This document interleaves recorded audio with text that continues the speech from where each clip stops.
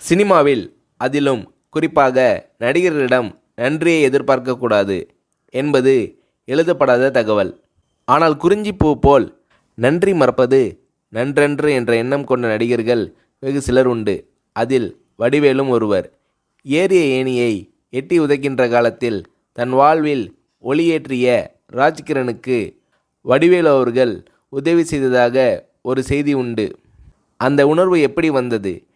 இதை பற்றி வடிவேலு அவர்களை ஒரு முறை சொன்னபோது, எப்படின்னு சொல்கிறது கஷ்டம்ன, ராஜகிரண் சார் இல்லைனா நான் இல்லை, இந்த புகழ் வசதி வாய்ப்பு எதுவுமே இல்லை, அவர்தான் கை தூக்கி விட்டு சோறு போட்டார், எனக்கு அவர் கடவுள் மாதிரி, அப்பேற்பட்ட மனுஷனுக்கு கஷ்டம் வந்தால் பார்த்துக்கிட்டு சும்மா இருக்க முடியாதுண்ணே, அதனால் என்னால் முடிஞ்ச உதவியை செஞ்சேன், அதை உதவின்னு சொல்கிறதே பெரிய வார்த்தைண்ணே, நன்றி கடன்னு தான் சொல்லணும், இன்னும் கூட தீர்க்க முடியாத நன்றி கடன் அது என்று உருகுகிறார் வடிவேலு.